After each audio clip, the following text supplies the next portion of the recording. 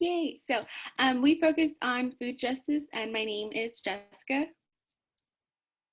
And my group will be introducing themselves as well. I'm giving them a second. Hi, everyone. I'm also with Food Justice, and my name is Rebecca. Hi, I'm also with Food Justice, and my name is Martha Cortez.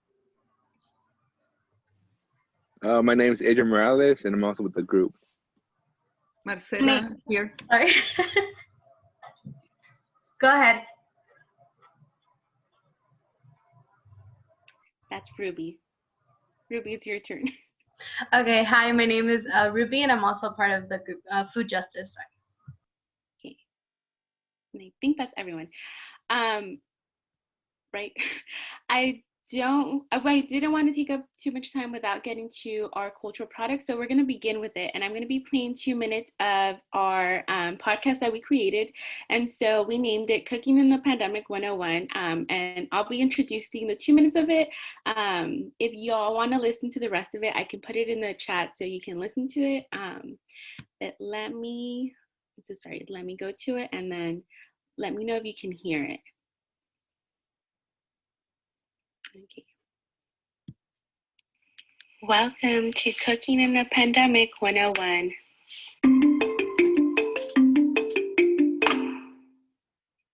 Hi, my name is Jessica, and I am currently an undergraduate at Cal State LA in the CLS department. Hi, I am Martha, and I'm a third-year public health major.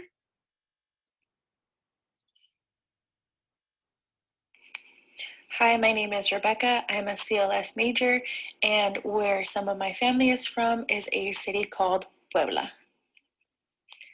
Hi, my name is Ruby. I am a psych major minoring in Chicano studies. I am Mexican American. Both of my parents are from Tepic, Nayarit.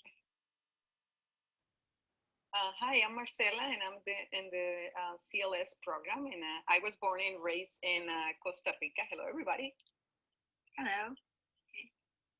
Hello, everyone. My name is Anthony Melendez, and I am a food science major with a minor in CLS. Yay. And today we're going to be talking about some of our favorite traditional dishes, and I'll be starting off the first one.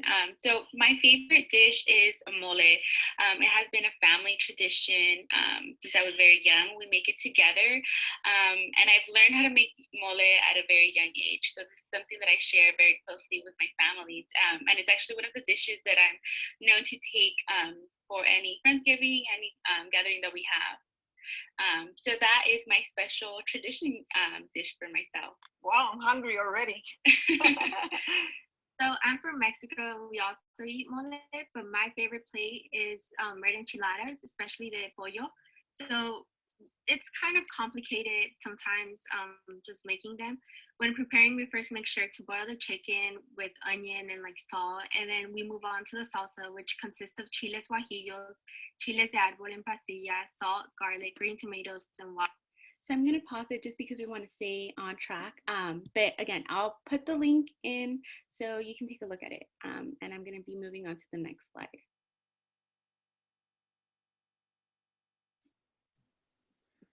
Hi, everyone. I'm Adrian, and what I wanted to let everyone know regarding my PowerPoint presentation is that food insecurity right now is becoming even more.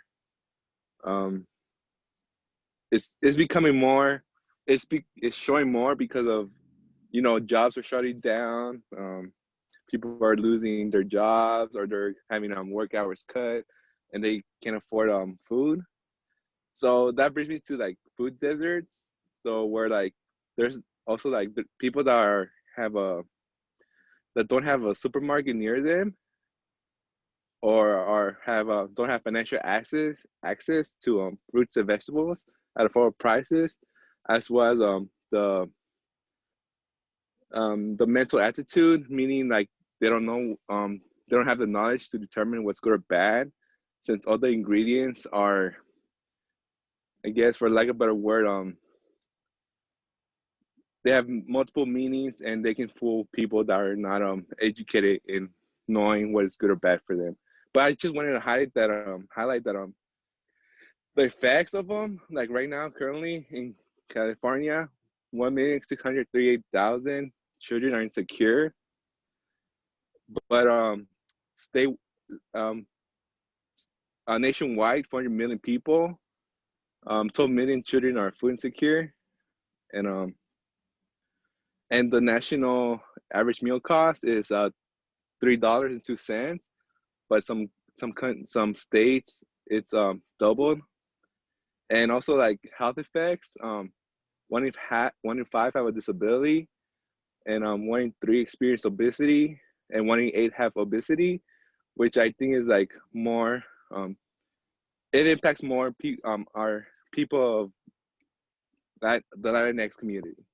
So I just wanted to let everyone know that this is a giant problem for California, and it's really affecting us now even more. Okay, so I'm Martha. Food justice is a social movement that focuses on the inequities in the food system. It sees healthy food as a human right. It addresses the racial, environmental, and economic barriers that prevent people from obtaining healthy food. Food justice is also linked to food insecurity, which is the lack of access to healthy, nutritious, and culturally appropriated foods due to economic pressure. As Adrian was mentioning, most people are not able to afford healthy food, and therefore they resort to what's available to them. In most cases, those are food restaurants, well, fast food restaurants, big chains, and it's affecting the nutrition of the people, especially of future generations. There are many communities, they resort to community gardens, seeing as these gardens allow people to reconnect with Mother Earth, which is really important. And it's also, they're giving them meaning to life as well as giving life. And they're able to grow cultural food, culturally appropriated food, and which is keeping the people connected to their roots, as well as providing them with nutritional food that's helping their health. It's also by the community gardens also unite people together, and it allows people to connect, making the community safer and giving hope to future generations. 5 minutes left. We're going to go through it quickly. And so while we were having our podcast and we were talking about food justice, one of the things that I found interesting and important that we should bring up was as we're navigating the pandemic, we have to reshift kind of the connection that we have and understand that our workers are the most vulnerable right now. They're not being paid hazard pay, and they're being exposed to not only the virus, but also the conditions, right? The fires were happening and still our farm workers were still in the fields picking our produce. And so urban communities have limited access, but we also have to keep into mind that our workers are still one of the members that are still suffering during the pandemic.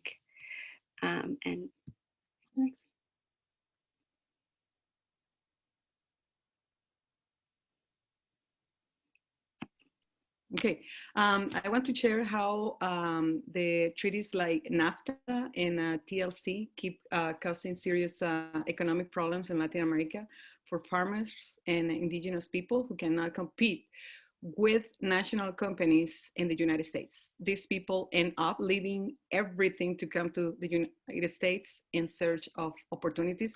Like Griselda's family, they lost everything, including her dad, who came to the US as an undocumented person to work and send money back to his family.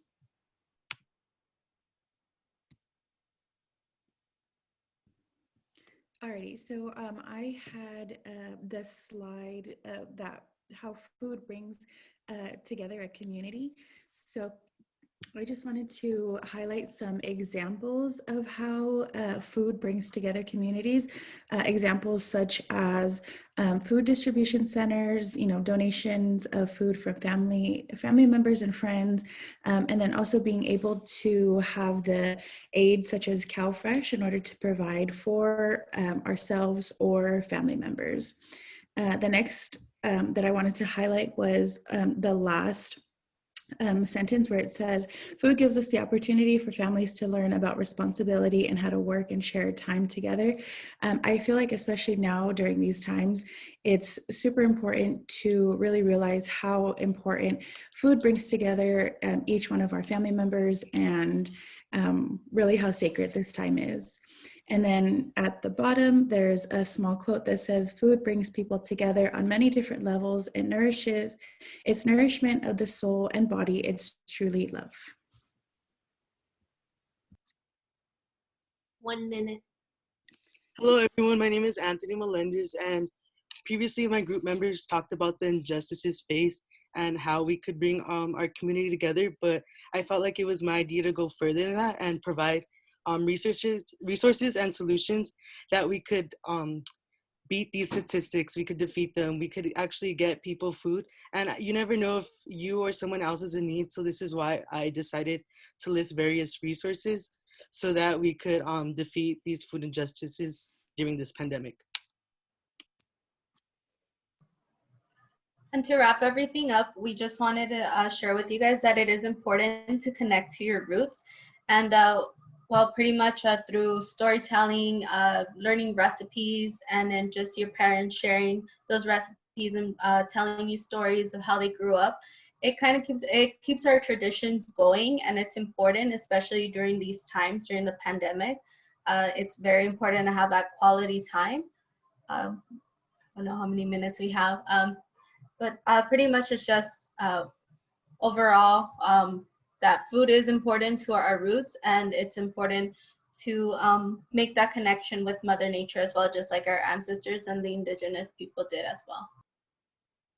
Excellent. And that was our presentation. Excellent. Thank you so much, folks. Let's give snaps and applause and all that stuff. Amazing work. Thank you. Right. I really wish, you could see how we could expand on this like 20 minutes, 30 minutes, right? But we're just trying to give a sneak preview, right, of this piece. Thank you so much for the wonderful work. I can't wait to take a look at the entire podcast, and please put the link into the chat so that folks can have that. All right, let's move on to our Indigenous healing group. You folks are up. And I'll set the timer. I'll try to put the time in the chat. So if you can text each other or something. Who's sharing the screen? Maria?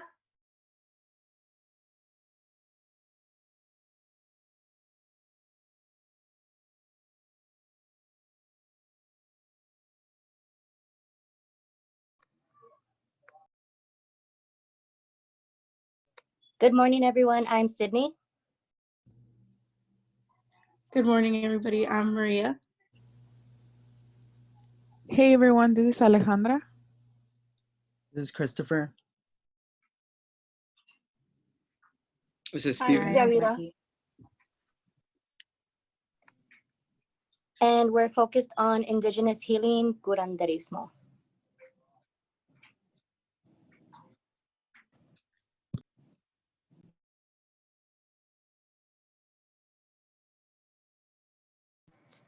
So we start off with the definition of Curanderismo, which is that it's a traditional healing system practiced by mainly African and Indio groups, and it rose in popularity after the conquest of indigenous land. It basically began with tribes and their beliefs of harmony with nature's self and spirit. They held beliefs that their gods punished sins with illness, therefore illnesses were seen as supernatural in nature. As a balance, some mortals were spiritually chosen and given the power to heal the wounded, and this was the role of the curanderas and curanderos.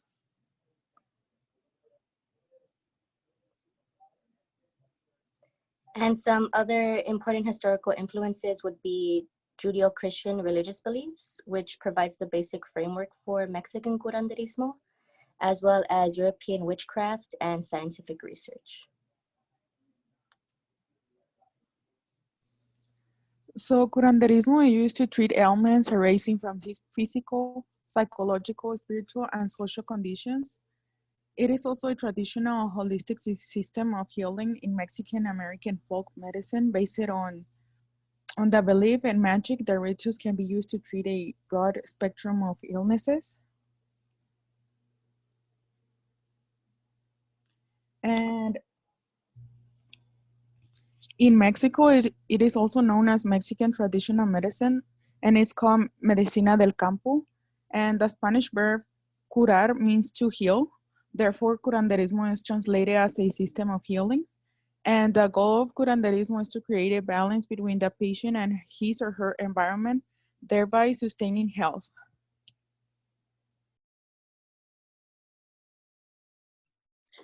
So a couple of rituals that are done is the Sundance Ceremony. So this ceremony was done on a 51-year-old female who had lung cancer. So this ceremony is pretty much one of the 7 sacred rituals foretold by the white buffalo calf woman. So the ceremony includes several days of preparation, and it includes selecting a sacred tree ritual, cutting the tree, and transporting and positioning it in the ceremonial area. And over here is kind of a visual of the Sundance ceremony. And aside from that, she also had another ceremony done to her, which is pretty much they wrapped her up, and then it had to be dark, and then she was pretty much rolled in a blanket like a mummy, face down on a bed of sage.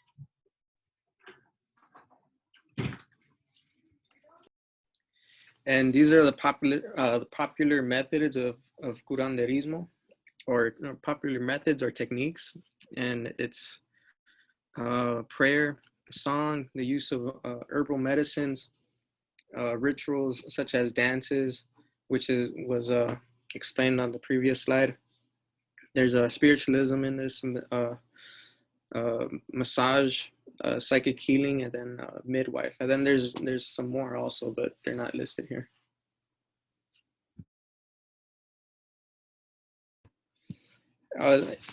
Spirituality. This is a quote that I got. I didn't cite it though. Health and illness is a manifestation stemming from the religious or I had to move or spiritual dimensions, the emotional dimension, and the physical world. And having faith in curanderismo brings balance and harmony within the self, the mental, and nature. By healing one's ailments, energies between the heart and the environment can create positive insight or even miracles. Faith in, okay. No, I'm good. I finished. Okay, so indigenous healing in different cultures. Indigenous healing practices across different cultures will have similar foundations. They're all about relationship between spirituality, humanness, culture, and community. So in South Africa, they have different kinds of healers. It is very similar to the healing system in Mexico. So there are different types of, 4 different types of traditional healers that people usually consult, which would be a traditional doctor that specializes in herbal and medicinal practices for treating illnesses, a diviner, which is a type of healer who practices traditional health, a faith healer, who is usually a Christian of African faith, and a traditional birth attendant, who are usually elderly women who specialize in pregnancy issues. And Pakistan usually uses medicinal plants, and in Asia, they use indigenous knowledge as a form of coping mechanisms.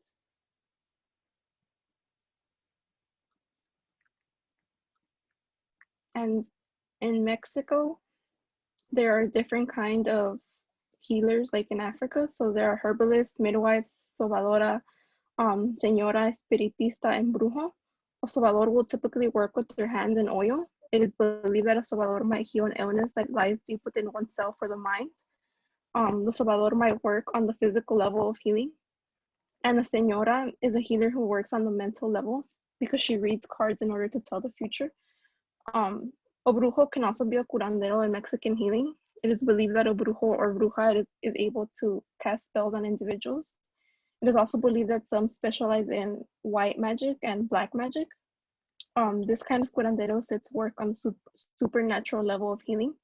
And in Mexico, it is believed that curanderos have to be given a don, which means a gift or a calling, which enables them to become curanderos. And a popular method that they use is an egg that people believe has mystical properties. The mystical property that it has, that they believe, is that it absorbs negative influences such as sickness. And in some rituals, it is demanded that one make sacrifice, and so the egg counts as an animal cell, which counts as a sacrifice. 6 minutes. So curanderismo has an impact on the modern healthcare system. Modern health care systems have only been around for 100 to 150 years. So that means that curanderismo prior to that had a contribution in establishing what the modern healthcare system is today. And as of recent time, the modern healthcare system has come to acknowledge the effectiveness of indigenous and traditional healing, where care is becoming more customized and holistic in nature, offering preventative solutions to healthcare rather than simply treating the disease. So from the other slide, one of the biggest differences between indigenous medicines and modern medical practices are the role that energy plays in healing. So as a recent time, alternatives for healing have been adopted, and an example would be COVID-19. People have been recurring to vinegar, garlic, lemon, honey, and other natural origins or things to cure or prevent the disease. Another example would be the Kakoma tribe from the Amazon. So they had a death toll of 60 people in July because of COVID, and 1,000 people were infected. So on May 14, the tribe leader turned to the Ayasakwa ritual, and he stated that white man's medicine killed our people mainly because they were racialized and marginalized from an equitable treatment or intervention to the disease. And that's a picture of what the two plants look like. It's the jagube and the chacrona bush. And we decided to include a TikTok that went viral. Due to coronavirus, I highly recommend this tea. Honestly, you will feel a lot better. It helps with the immune system. It's pretty much going to be a garlic. You got lemon, red onion, ginger, lime, and don't forget the honey with some cinnamon. It's a booster for your immune system. So even if you don't have it and you're feeling down, I highly recommend it.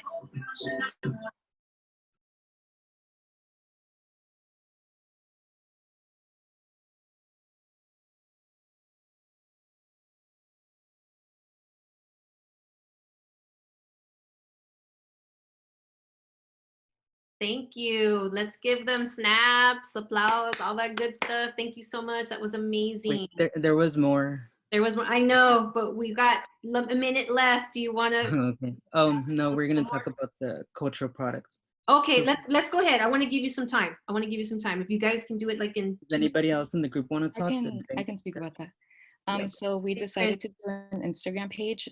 This was sort of our form to reach out to our followers and kind of give them some facts regarding the slides, and include pictures about prayers, certain traditions that curanderismos have and how they're really spiritually connected to Mother Earth. So we also shared videos of popular curanderas on the social media platform and how they use their platform to also spread knowledge about their culture and stuff. So if you guys want to give us a follow, we have a lot of pictures on there with a lot of cool facts. So yeah. This is awesome. Thank you so much. You folks are doing such amazing work. Did everybody in the group get a chance to speak? Just want to make sure. No, my part for the stigmas, but I just went ahead and shared the Instagram. So yeah. Okay, that's awesome. I got you in though, Jackie. You're good. You're wonderful. Please be sure to again include this page in the chat so that our class can have it, and we're gonna also publish this video, this recording, so that everybody can see this. This is amazing work. Thank you, folks. Let's give them a round of applause again, folks. Emojis, all that good stuff. Thank you so much. All right, let's move on to our next group, mental emotional health. You ready? All right. Let's go. I know we're getting our stretch and all that good stuff, right? We've got 3 more groups to go. 3 more groups to go. As you can see, it goes really quick, folks. It goes really quick. 13 minutes goes really quick. Y'all can see it in presentation mode, right? Yes, we're good to go. Okay. Awesome. Hi, everybody. We are group 3. We chose the mental and emotional health and Latinx communities. So let's get to it. So we decided to start off firsthand with each of us having a little bit of experience in this research topic with our critical research papers that we did earlier in the semester. I find it kind of funny how we all each had in our papers some form of understanding into this topic. So just a little info for that. Yeah. And these are just some of the topics that we're going to be addressing in our presentation. So it's lack of accessibility, lack of trust in healthcare professionals, cultural implications, general differences, and Hispanic paradox. And just a few statistics on like mental health in the Latinx communities. In 2019, Hispanic adults had a mental illness and or substance abuse disorder, and an increase of 3.7 over 2018, which composed increase in both SUD and mental illnesses. So basically, me personally, I've seen family deal with anxiety. They generally always get prescribed like Xanax or other prescription drugs, which I've noticed that a lot of the times doctors rather do that, which is kind of like the short, easier way than to involve a therapist. But not even just blaming it all on the medicinal world. It's like our family members also just don't want therapy because they just say it's no help, or it's fake, or it's for crazy people. And just another fact would be, according to KFF.org, nearly 50% of Hispanics only have health coverage because it is aided by the government or tax credible. Before any health care acts were into play, the disparity between people of color and white people who had health insurance was significantly larger. I've also noticed that a lot of family members will say that it's just an extra chunk of your money that comes out of your check, and it's just super expensive, and some just necessarily just don't want it. Yeah. If someone takes a step towards bettering their mental health, obtaining healthcare and appropriate services may be a challenge. According to the U.S. Department of Health and Human Services, only 49% of the Latinx population has insurance coverage.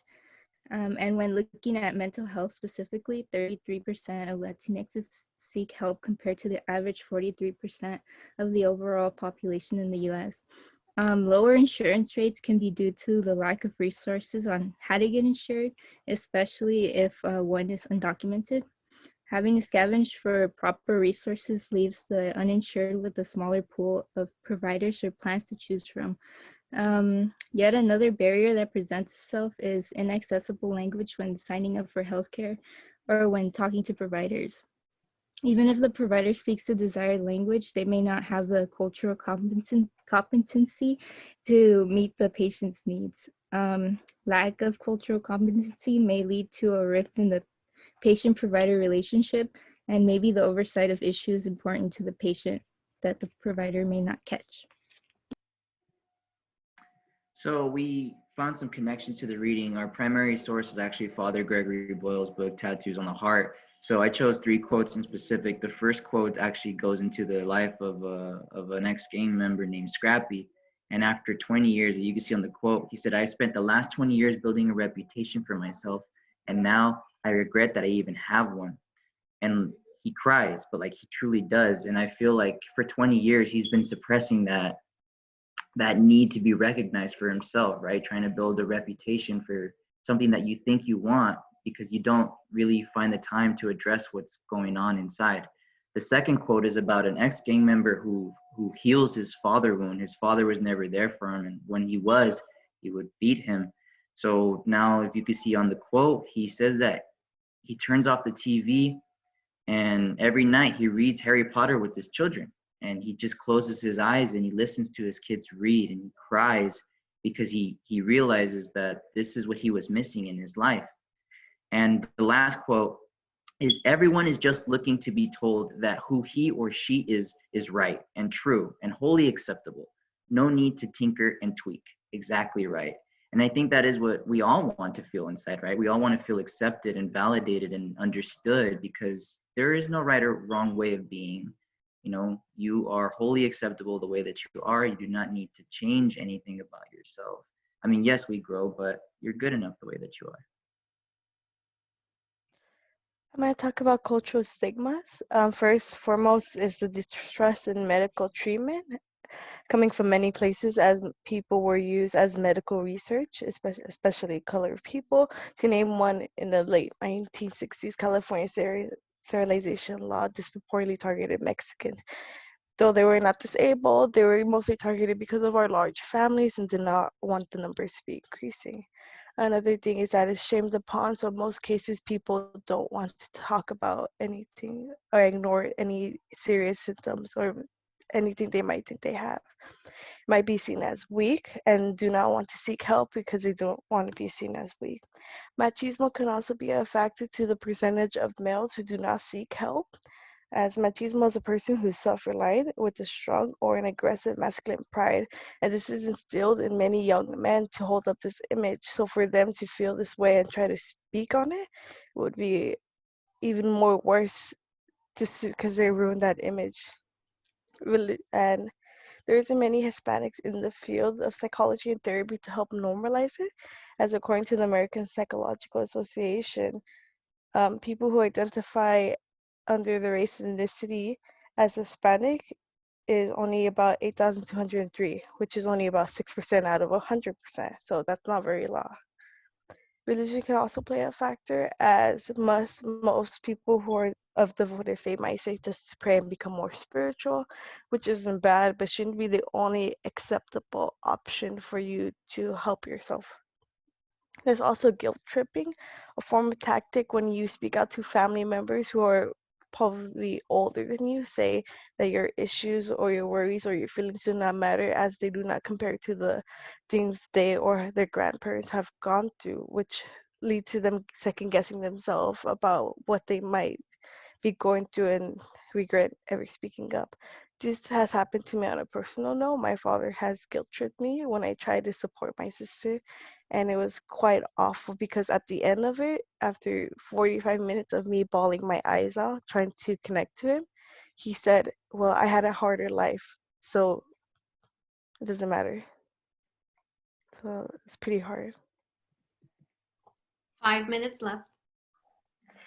And then another thing that we looked at was the generalization of differences in how the older generation and the younger generation think. And in order to do that, we have to see on how older immigrant Latinos may lack the language and cultural fluency necessary to overcome social isolation and access barriers to quality mental health care that could only relieve anxiety and depression. And then we end up looking more on acculturation and the pressure to acculturate for the older generations. Also, the time spent in a place with restrictive immigration policies, and also the traumas that are encountered by the older generations, like poor housing, abuse, trauma, the stigma, and the discrimination, which then is left unsolved and can lead to mental health problems, but won't reach out for help. Another thing is language and the limit of bilingual professionals.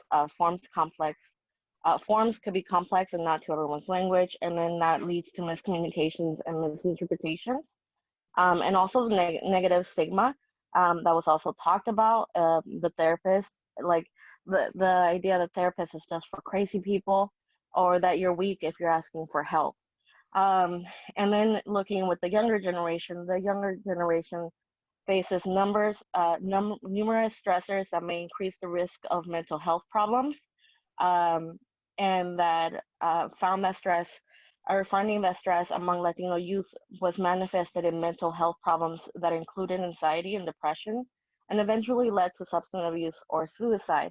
And some of the stuff that we also looked at when it comes to the younger generation, it's the same traumas that they have to deal with like the older generation, but they also don't want to reach out for help, which ends up adding an extra trauma onto them, which could make them be seen as weak. And so even though they have a higher chance to getting health access, but because of the fear of judgment or burden to their parents, they don't. and other cultural barriers that would also limit this interaction between the older and younger generation would also be masculinity and being the rock of the family, which these are all differences as far as generational differences that make it an obstacle to reach out for mental health.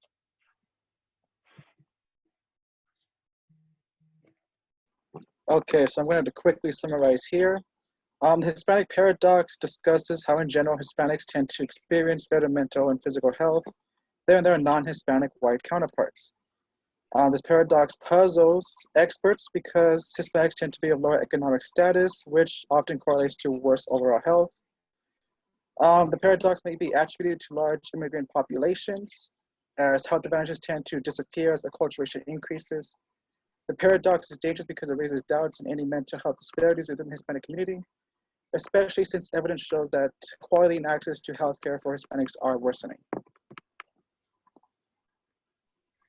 So next we have resources available to our community. At CSULA, located in the Student Health Center on the second floor, they have the counseling and psychological services. There they offer 10 free sessions for students as long as they've paid their health fee. Right now, due to COVID, they're having video appointments, telephone appointments, and they help students cope with stress, anxiety, and depression. We also have the Los Angeles County Department of Mental Health. They provide an array of services to their residents who are in need of mental health services.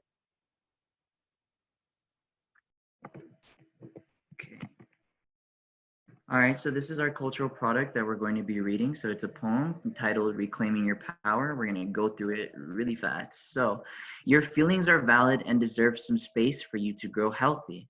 Because when you cannot express yourself, your nerves make you want to scream, help me. Being shamed into not saying anything about the empty feeling inside, wondering if they can see that my smile doesn't reach my eyes like it used to. Not seeking help because mi gente would say it's all in my head, forcing me to fight with my traumas on my own, fighting with an old mindset that can't listen.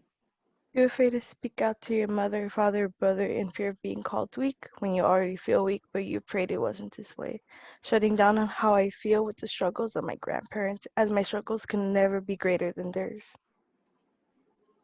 Oh, leaving me to fight for myself when the family that all preach to be strong and supportive isn't there for me. To healing and unpacking parental trauma in order to end toxic cycles. As individualistic beings, we must take care of our own needs in order to help heal our inner child. At last, living in a society that refuses to accept or listen to my community's concerns, they believe in a paradox that acts as if everything is all good, but only causes us more harm. Feeling free to speak about our mental and emotional struggles does not make us crazy or weak. For owning your true strength begins when you decide to finally speak. That is it. Thank you all. Excellent. Thank you. Snaps, let's give emoji claps and all that good stuff. Very beautiful. Great work, you folks. Great, great work. All right. Let's move on to our Culture of Peace group. We've got 2 groups left, right? And then reproductive rights. Just checking time. Make sure you try to adhere to the 11, 12-minute mark, please, so that we can get these 2 groups in. You're on. Can everyone see the screen or no? All right, perfect. Hi, everyone. My name is Jesus. My name is also Jesus. Hello, everyone. My name is Derek. I'm Karen. And I am Sandra. And today, for today's presentation, we're doing Culture of Peace, and we're tying it in with Father G's Tattoos on the Heart in regard, and also his organization for nonprofit in regards of Homeboy Industries. So to start it all off, I noticed that everyone is kind of running out of time in regards to the cultural product. So we got and changed it last minute. And for us, what we did was we picked a quote that resonated with us and created a short poem, and we just collaborate once all together. So for us, for the quote that resonated with me was, they say that an educated inmate will not reoffend. This is not because an education assures that this guy will get hired somewhere. It is because his view is larger and more educated, so that he can be rejected at 93 job interviews and still not give up. He's acquired resilience. And so we collaborated with one another to go ahead and create a poem, and we recorded it so you guys can hear it. Resilience. Resilience has taught you what actually matters in life. It's giving you an understanding how the world perceives you. However, there is nothing beautiful of the damage, the pain, or heartache you have endured. However, look at you still standing, still growing, regardless of the temptations, the wanting to prove your loyalty. You rise from the temptations to still keep going and see the power you possess. What is beautiful and a privilege to see your strength, your scars, your hope. And for that, I thank you to be able to witness your resilience. And then I'll go ahead and pass it to Karen. Okay, so the quotes that I picked for my poem, I picked 4 short ones. Where are you standing? You can imagine yourself as somebody. We stand in solidarity with the slave. We diminish slavery's ability to stand, and remembering that we belong to one another and letting souls feel their worth.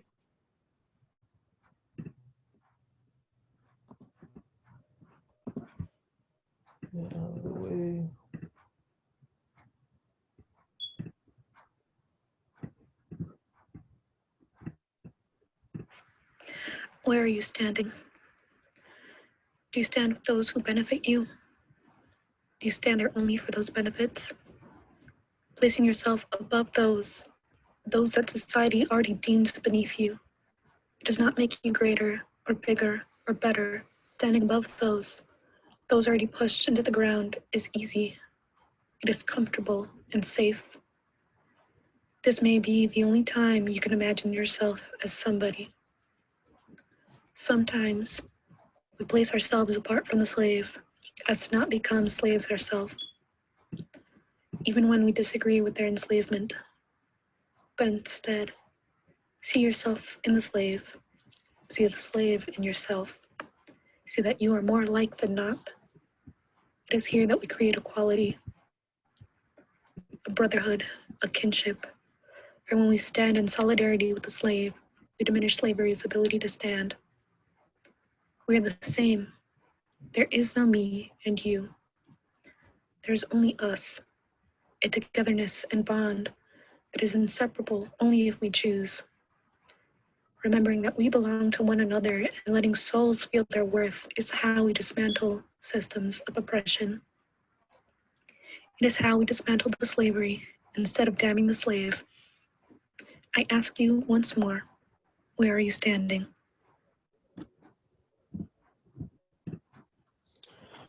And then I'm going to pass it to Sandra. Okay, hello, can you guys hear me?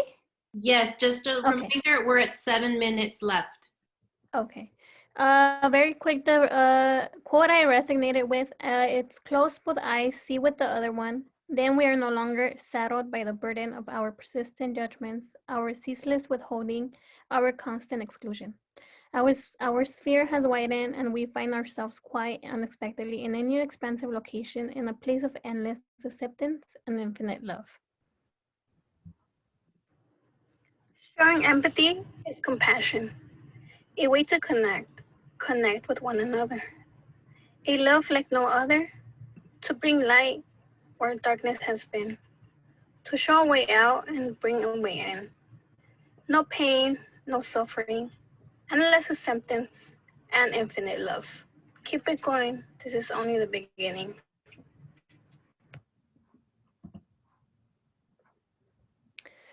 Okay, so for this culture and peace, Homeboy Industries is a part of peace and embracing each other and supporting each other.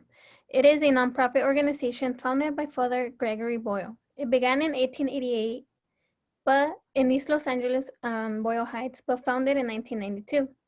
It started in a way of improving the lives of former gang members. And one of their sayings was stand, heal, invest. What did they stand for? They stood for the world to see not their faceless gang members, but individuals who are sons, daughters, and mothers, fathers, brothers, and sisters. They heal. How do they heal? They believe that healing happened in an irresistible culture of relational tenderness. And in order to create this culture, they provided a safe haven for people to discover and inhabit their authentic selves and become whole.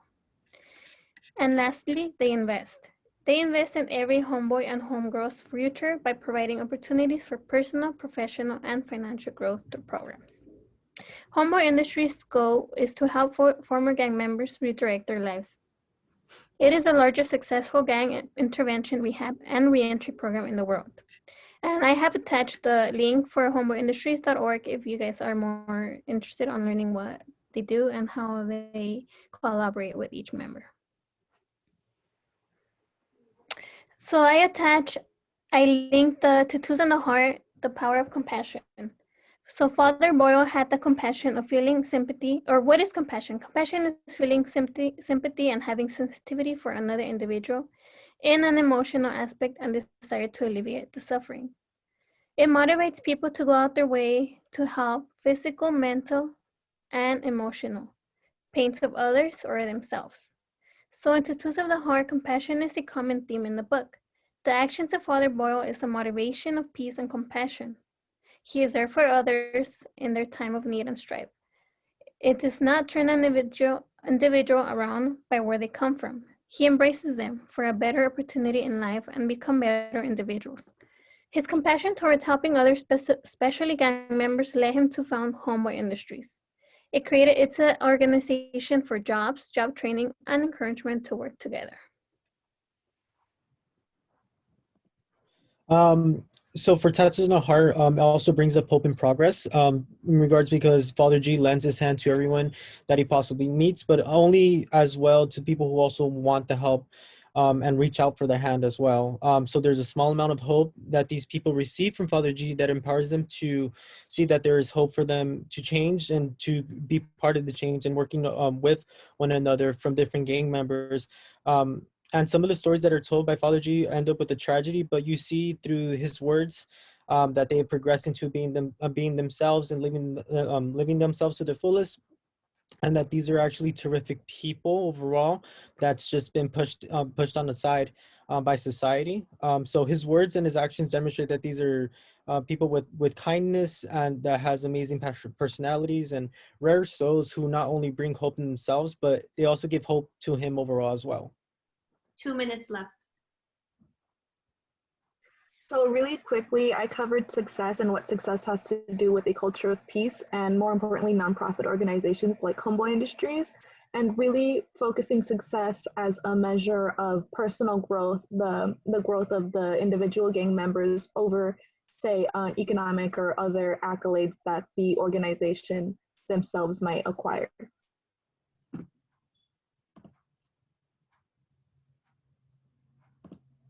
You could skip this one. So I'm gonna briefly cover about Ovarian Cycles, which was a feminist group that was established in the summer of 2010. They said that they have supported and fortified young women of color leadership through a credo that believes in feminist ideals with indigenous understanding and an urbanhood mentality. This cycling group was made to make women feel connected with each other in order to fight oppression that they're facing in today's society, and also take back the streets with the understanding that this group that they're in will always have each other's back. Can you go to the next one, please? So I thought education and unity is what made this group connected with culture of peace, simply because they wish to break barriers and stereotypes and they also give women of color the space to learn and learn what they're being oppressed by, like what stereotypes are out there, and they create relationships, they build relationships, and they build a confidence and they build their confidence in a society that wants to put them down. And that's the end of our presentation. All right, excellent. Right in time, snaps and claps. Thank you so much. Let's go ahead and move to our final group, which is reproductive justice, reproductive rights. Hi guys, good morning. So we're going to be presenting for reproductive rights. So here, let me go ahead and share my screen.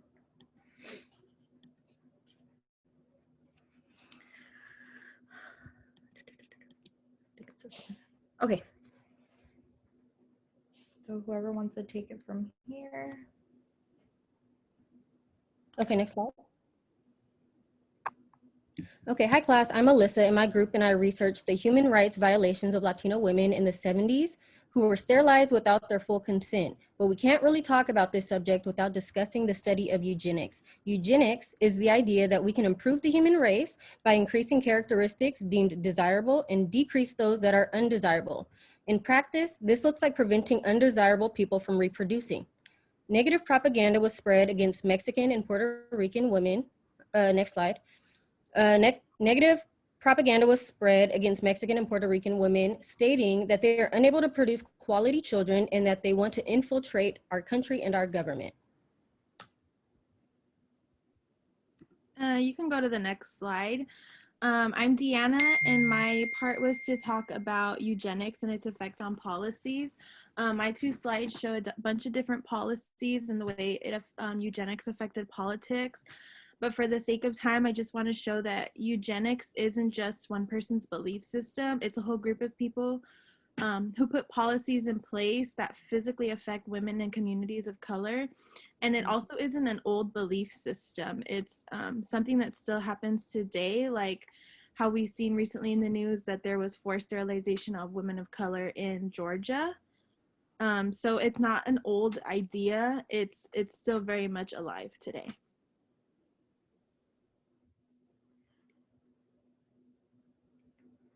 Okay, so this is my part. So racism, classism, and discrimination in the medical field. So just kind of adding on to what the previous group was saying, there's like this historical kind of like lineage of discrimination in the medical field that stems from what now has been debunked, like a pseudoscience of eugenics. And a lot of that is kind of like allowed to happen under like the context of overpopulation, right? Undesirables, like one of my colegas had said. And it's a myth, right? So it's all these different forces working together, but the fact that they infiltrated the medical field, which, you know, we have so much confidence in, we believe it's a science, so it's unbiased, but obviously that's not the case, right? So I also wanted to discuss classism and racism because that inherently goes hand in hand, right? So 1800s, we see this affecting multiple different fields. So it's affecting like science, it's affecting medicine, it's affecting all these different social sciences. So it's all these different forces working together to like facilitate this discrepancy against women of color. And also, like, I know we're talking about Mexican and Puerto Rican women, but this has been obviously Indigenous, this has been, you know, Black women. So it's something that has happened through time and continues to happen, especially modern day, just to contextualize like the ICE detention centers, right? So just moving forward really quickly, sorry, because I know we have a lot of presenters. So I listed a couple different forms of coercion. So like we discussed in class, women under duress when they're giving birth, they're forced to sign certain documents without legal representation. Also, the language barrier can be a factor. Information is inadequate or lack of information. Sorry, Melissa, but we need to move on. I'm sorry. Okay, go ahead.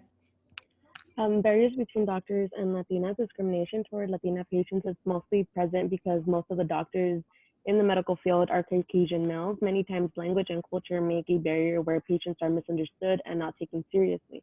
Many times patients are looked as uneducated and their issues are not cared for by doctors. Reasons given by doctors for their illness is their weight or that something is wrong with their cultural practices. Hi everyone, my name's Daisy. So physician perspective views led to the discrimination of Mexican women, and then they were called as hyperfertile and breeders. And using these words discriminate women and their ability to be seen as more. By policy makers focusing on the fertility of Mexican women, it created the fear among the general public and advanced immigration control. Immigrants were seen as stealing jobs, healthcare, and welfare money for white folks, and then this led physicians to view women's Mexican women's fertility as problematic, physicians believe it was their responsibility to find a cure to help population control, which led to forced sterilization. Hi everyone, my name is Griselda. I focused on the increasing disparities in minority women's health. During this time, physicians were heavily influenced by the racial ideologies adopted by society, and by doing so, it established a racist and inhumane norm in the field of medicine. The health system in the US has historically been faulty to numerous disparities and inequalities that have greatly affected minority populations. And this has only further aggravated the already fragmented health system that exists at this time and today. Next slide.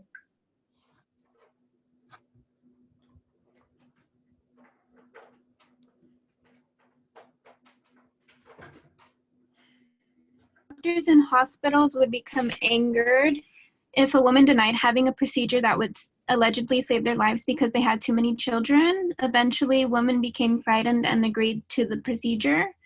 In the case of Miss Vasquez, she endured a lot of complications from illegal sterilization, and the complications resulted from her tubes being tied incorrectly and ended up getting infected and developed tumors. The doctors then performed a hysterectomy, and she stated that she felt empty inside and she never received justice.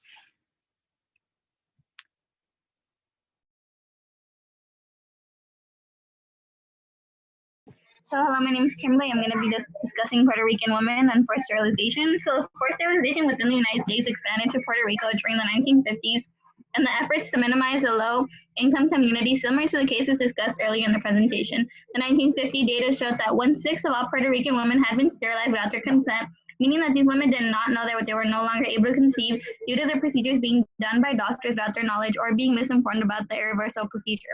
Low-income women in Puerto Rico were forced into family planning during their 20s and 40s, which were considered their childbearing ages. The average age for sterilization was 26 years old. Next slide. Hello everyone. So my name's Dalia, and I'm going to be discussing birth control experimentation on Puerto Rican women. The first birth control pill was called Innovate, and it was actually experimented on Puerto Rican women. Dr. Gregory Pincus and Margaret Sanger, which then becomes the founder of Planned Parenthood, began to research birth control options and focused on the hormone progesterone. Progesterone prepares the endometrium for a potential fertilized egg. After using the hormone to prevent pregnancy on rats and rabbits, they decided on experimenting in Puerto Rico due to the population boom that the island was going through. Pincus recruited Puerto Rican women from the poorest communities in Puerto Rico beginning in 1955. Next slide. So the pill had some outcomes. First one, it was actually in higher doses than the modern day pills, which caused a lot of women to spot and created higher risk of blood clots. During the clinical trial, 3 women died, but they never received autopsies, so it was never determined whether the death was related to the pill. It was actually really effective in preventing pregnancies. And during the second clinical trial, it was mainly administered to men and women in mental asylums, oftentimes without their consent. Next slide. So we're gonna go ahead and present our our cultural product. So you can go to the cultural product. Under the cultural product, the women power monologies, and you can go ahead and start it.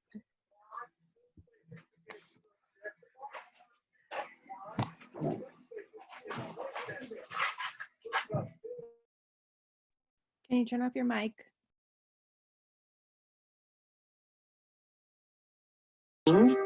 Decided our mere existence threatens the human race.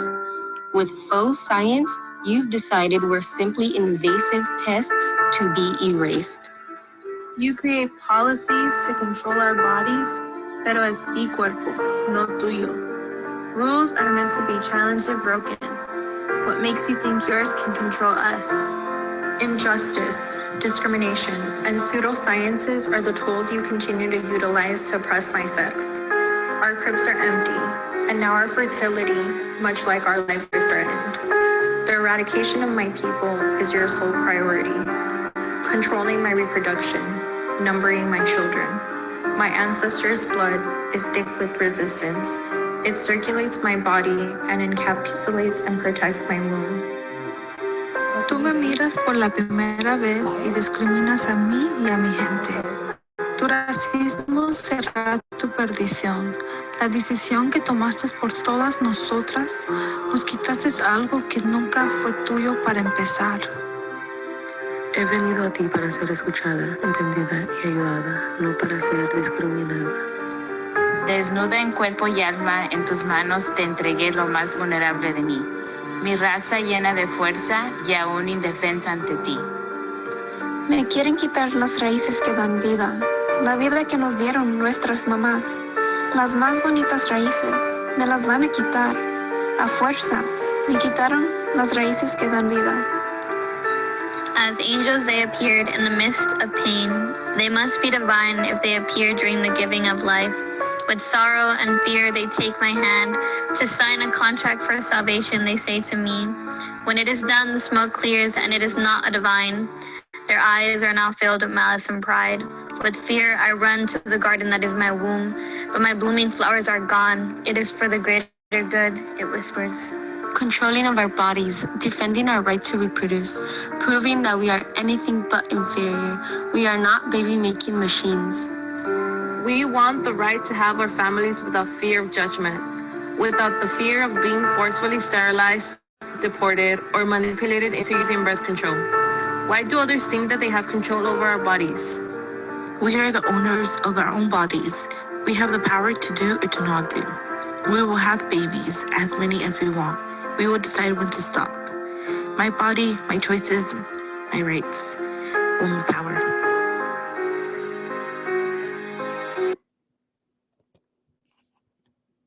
All right. Thank you folks so much. Let's give this group a round of applause, snaps, all that good stuff. In order to maintain your exploit. Wonderful, wonderful work. So really quick, right? Because I know we've gone a little bit over time, but you know, it's final. So I just need a couple more minutes of your time left. Really quick, I'd like to get maybe one or two comments. Keep in mind we're recording, right? Just about your thoughts about food justice, health justice, right? What we've been kind of looking at over the semester. And here we thought we were going to look at vitamins, right? And we realized that there's so many different aspects when it comes to public health. I'm just wondering if anyone wants to share very quickly a comment about maybe a connection that came from their work, from being in, whether it's from the semester or the group work or their personal research in this class. I'll give a comment actually about the personal research assignment that we did, and through this class I learned what the definition of a disparity is and how it affects our communities in such a negative way. And through the research that I conducted in COVID and how it affects Latinx and African American communities, there's still a lot of work to be done, you know, not just in the political sector, but also in the public health sector. So I appreciate you for exposing these topics to us, because now it's another layer for me to think about the world that I live in. Wonderful, thank you, snaps for that. And maybe one more comment from anybody? I want to say something. I remember sending you an email asking, did you think that this is going to work for me, this class? And I want to say that it was excellent, perfect for me. So I can bring so many good things for my class, for my Spanish class, for healthcare. So thank you so much. I really appreciate the time, you know, your class and all your work. Thank you, I appreciate it. Let me go ahead and stop recording.